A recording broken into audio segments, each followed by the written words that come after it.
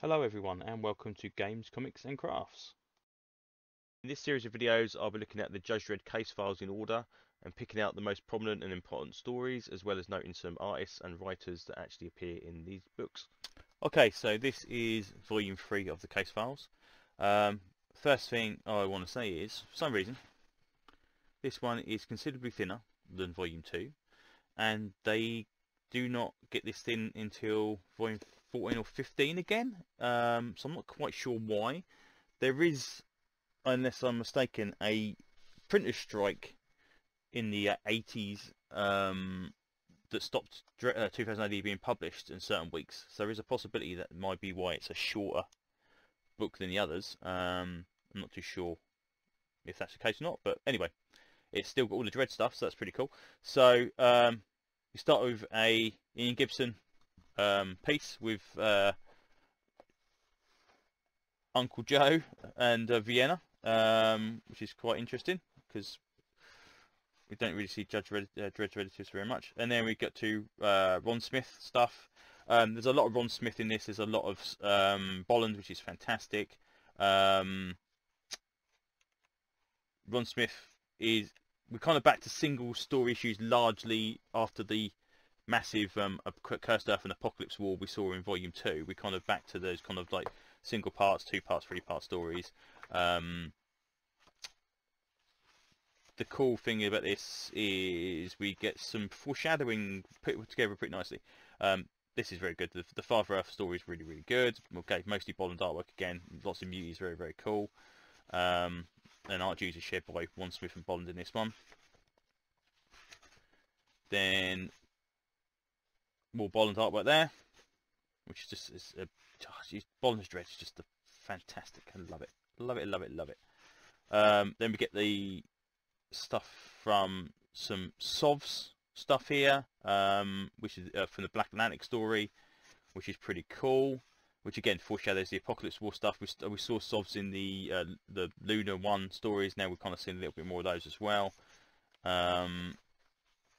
Eventually, as we make our way through here, Sump, we get stories here as well, which is a good stuff. Which he shows up a couple of times in the future as we've seen before.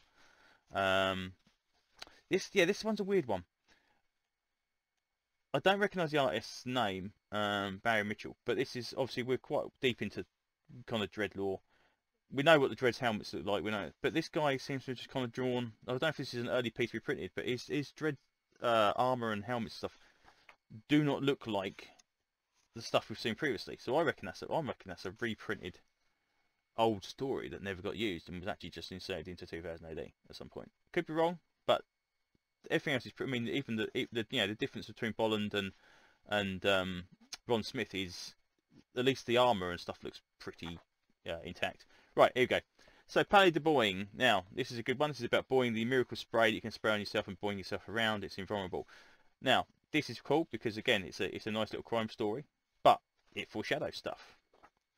We've got Night of the Blood Beast, which is the Clegs from Judge Cowell's Reign, which is really nice as well. Again, more Bond artwork, fantastic.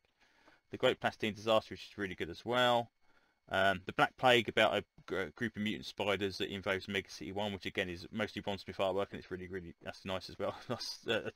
Got a cool talking horse in it. Yeah, that's a nice one. That's some nice Mega City stuff, some other City Block stuff.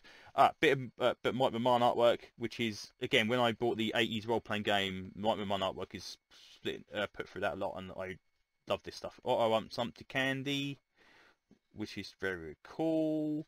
Bit of Brett Erin's artwork there. Judge Whitey, Alien Zoo, and then this is probably the most significant story in this thing. We have Judge Death. Okay, so Bond artwork first of all, fantastic, love it. The artwork of Death in this stuff is just iconic in my opinion. That first opening picture of Death, this image here from part 2. I mean, that's Judge Death through and through. We get to see Judge Anderson introduced here as well, which is really, really cool. And the whole thing, spoilers alert, is solved by Boeing. She's encased in Boeing, which again was foreshadowed from ages ago. So whether or not that was a, hey, we need something for this storyline, or whether or not they, hey, we'll use that from a couple of weeks ago, I don't. So yeah, so the Boeing stuff is being foreshadowed, which is rather cool. And then we've got the Blood Satanist, which is another callback to the Cursed Earth stuff.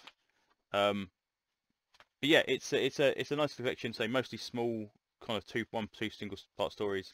But yeah, not a bad collection. Again, it's worth it for the Judge Dredd story alone. Volume 4 is going to get particularly interesting. Volume 5 is going to get very interesting. But yeah, again, nice little collection, and definitely worth a look if you're at all interested in Dredd, and especially for the Bolland artwork, because Bolland is, in my opinion, one of the best Dredd artists that ever has been around.